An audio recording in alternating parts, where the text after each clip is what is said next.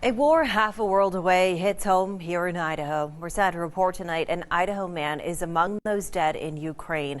Good evening. We appreciate you tuning in to Idaho News 6 tonight. I'm Karen Lair. And I'm Don Nelson. Family members speaking out online saying the Driggs man was killed while standing in line for bread.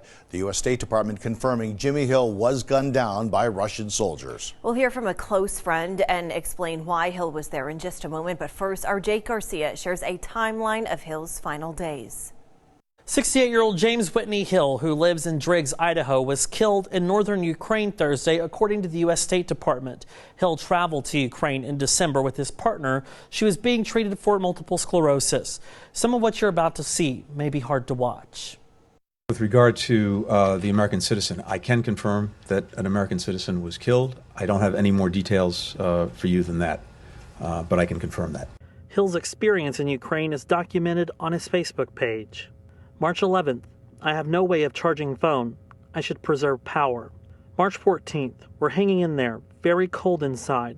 Food portions reduced, bombing and explosions most of the night, hard to sleep. One day later, intense bombing, still alive, limited food, room very cold, IRA, and intensive care. The last update, March 15th, detailing a growing sense of discouragement. Hill says, not allowed to take photos. Spies throughout the city. Bombing has intensified. No way out. Reportedly, local police in Chernihiv were helping evacuate people to medical facilities at the time. The governor of Chernihiv region said that at least 53 people have died over the past day by Russian attacks, including people lined up to buy bread. Hill's sister posting on Facebook saying, my brother Jimmy was killed yesterday in Chernihiv, Ukraine. He was waiting in a bread line with several other people when they were gunned down by Russian military snipers. His body was found in the street by local police. The U.S. State Department has not released any further comment. Jake Garcia, Idaho News 6. I'm Roland Barris in the newsroom, where we have been sifting through the tragic story of Jimmy Hill on his Facebook page. So many condolences coming in from all over. We're also hearing from a close friend who spoke to our affiliate in Idaho Falls, Ki-Fi, about the danger in Ukraine that eventually took Hill's life. Karen Mosley is devastated by the tragedy that befell her good friend. It's horribly sad. Hanging on to a hope and a thread and a dream, and getting to the hospital that gives you a little bit of extra hope, and then being thrust into literally the middle of hell. Ukraine is known for using MS treatments that are not approved yet in the United States, like using stem cells.